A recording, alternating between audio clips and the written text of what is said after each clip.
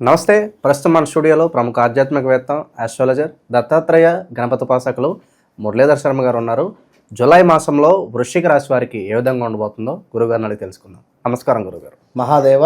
July మాసంలో వృశ్చిక రాశి వారి పరిస్థితి ఏంటి గురుగారు? పాజిటివ్గా ఉంటుందా, నెగిటివ్గా ఉంటుందా? ఎలాంటి జాగ్రత్తలు, ఎలాంటి పరిహారాలు తీసుకోవడం ద్వారా మంచి ఫలితాలు ఉంటాయి అంటారు? ఇక్కడ వృశ్చిక రాశి అంటేనే చాలా సీక్రెట్ మైండ్ సెట్, చాలా సీక్రెట్ మైండ్ సెట్. వీరు ఎక్కువగా ఏది ఎవరికి షేర్ చేసుకోరు. అస్సలు ఎటు వెళ్తున్నావు? పని మీద పోతున్నావు. ఎప్పుడు వస్తావు? వస్తా ఇంతే. ఇక ఇప్పుడు కొందరు ఎటు పోతున్నావు? నేను పలానా వ్యక్తికి ల్యాండ్ అమ్మడానికి పోతున్నా, సో నేను ఈరోజు ఇక్కడ ఇంటర్వ్యూకి వెళ్తున్నా. కొందరు ఓపెన్గా చెప్పేస్తారు, చెప్పరు. చాలా సీక్రెట్ మైండ్ సెట్. ఏమైనా కూడా మనకు ఇప్పుడు తేలు ఎట్లా వస్తుంది? తేలు గోడలను పట్టుకొని సీక్రెట్గా చీకట్లో వస్తుంది. అసలు అది కనబడుతుందా కనబడదా కూడా మనకు అర్థం కాదు. అర్థమైందా? సో ఆ విధంగా వీళ్ళు వచ్చి కుట్టిపోయేదాకా తెలియదు మనకు. వీళ్ళు వచ్చి లొల్లి పెట్టిపోయేదాకా తెలియదు. వీరు చేసేటువంటి ఆ మంచి చెడు విషయము బాంబు పేరేదాకా తెలియదు. వృశ్చిక రాశి వారికి కొంతమేర ఇబ్బందికరమైనటువంటి సందర్భాలు అయితేనే పొంచి ఉన్నాయి.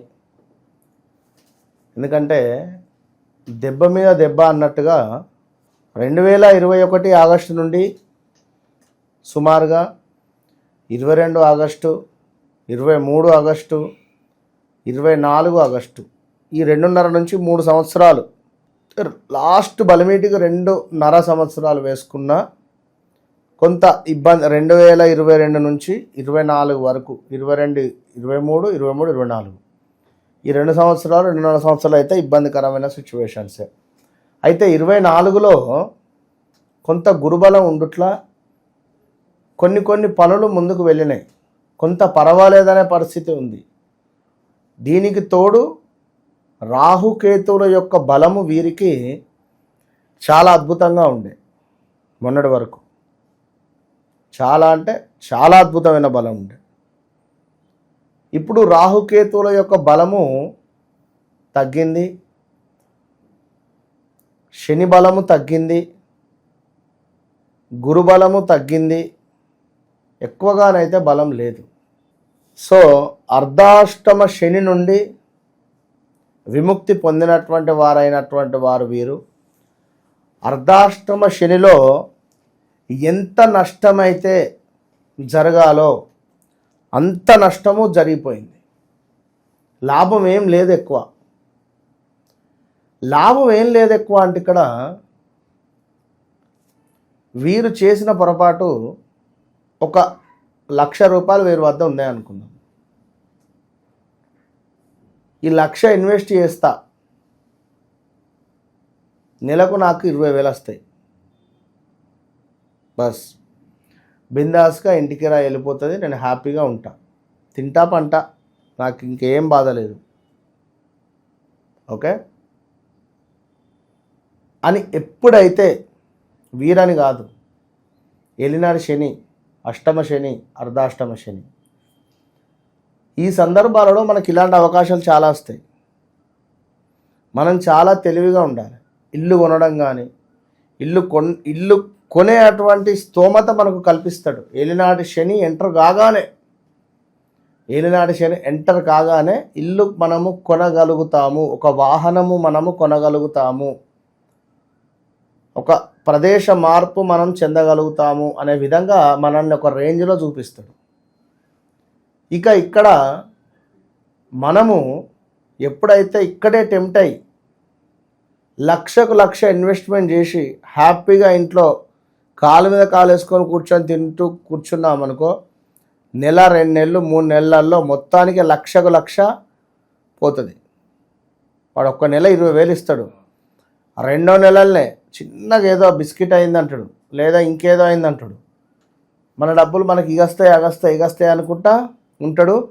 మనం ఈ నెల ఆ నెల అని చెప్పి కొంచెం మళ్ళీ 10,000 అప్పు, 5,000 అప్పు, 20,000 అప్పు, ఈ 1,00,000కు 2-3 లక్షల అప్పు మనం అవుతుంది. 1,00,000కు 2-3 లక్షల అప్పు మనతో చేయిస్తాడు. అప్పు కూడా పుడుతుంది. ఈ 1,00,000 అటే ఉంటాయి. ఇది వెనక్కి తిరిగి చూసుకుంటే మనకే నవ్వొస్తుంది. అర్థమైందా? ఇల్లు కొనుక్కునేవారు కూడా 75 లక్షలు, కోటి రూపాయల ఇల్లుకు 5 లక్షలు 10 లక్షలు పెడుతున్నారు, 90 లక్షలు లోన్ తీస్తా అనుకుంటాడు. వాడు ఈఎంఐ కట్టలేక ఇల్లు అమ్ముకుంటాడు. అటు చూసి ఇటు తిరిగే లోపు ఈఎంఐ వచ్చేస్తుంది. నెల ఎంతలు గడుస్తుంది వాళ్ళు రేపు, అవునా కాదు? కళ్ళు మూసి తెరిచేలోపు అయిపోతుంది. సో ఇలా ఎవరైతే రాంగ్ స్టెప్ వేశారో ఈ గత 2-3 సంవత్సరాలు బాధలే ఉన్నారు, బాధపడుతూ ఉన్నారు.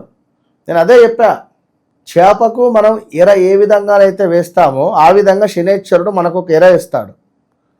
మనము ఆ ఎరకు చిక్కుకున్నాము అంటే మన జీవితం అంతే. ఎప్పుడైతే మనం ఆ ఎరకు చిక్కుకోకుండా చాలా న్యాగ్గా తెలివిగా మనం తప్పించుకొని పని చేసుకోవాలి, మనం వర్క్ చేయాలి, శ్రమ చేయాలి. శని అంటేనే ఎవరు? కర్మకారకుడు. కర్మ అంటే ఏంది? కూర్చొని తినుడా? పని చేయాలి కదా. ఏదో ఒక పని చేస్తూ ఉండు, ఖాళీగా ఉండకు, నువ్వు పని చేస్తూ ఉండు. నీకు అవసరమైతే జీతం ఇంట్లో మళ్ళీ ఇంకోటి ఏమవుతుంది, ఒక నెల జీతం ఇయ్యక 2వ నెల ఇవ్వడం కానీ, 2 నెలలు కాగానే వీళ్ళు జీతం ఇస్తారని చెప్పి మనం పని చేయడం కానీ, మన పరీక్షలు ఇవన్నీ. ఖాళీగా ఉండకుండా మీరు వర్క్ లోడ్గా ఉండాలి. సో దీని తర్వాత 2024లో గురుబలం ఉండి కొంతమేర ముందుకు వెళ్ళింది వృశ్చిక రాశి వారికి. ఇప్పుడు ఏంది? గురుబలం తగ్గింది, అష్టమ గురువు అయింది. ఇంకా తీవ్రమైన ఇబ్బందులు. భార్యాభర్తలు కలిసే ఉన్నారు, కలిసే వెళ్తున్నారు, బయట చూడడానికి అంతా భార్యాభర్తలే, ఇంట్లో దూరం. సో ఏదో మనసులో ఏదో ఒక బాధ. ఇద్దరికి చెరొక అద్దం ముంగడ పెడితే మాట్లాడారంటే తెలుస్తుంది ఈ విషయం. ఓకే, ఎవరిది వారు అద్దం ముందు కూర్చొని నిలబడండి, మాట్లాడండి, మీది మీకు అర్థమవుతుంది. సో 2026 వరకు కూడా నేను వృశ్చిక రాశి వారి గురించి అద్భుతాలని అయితే నేను చెప్పను.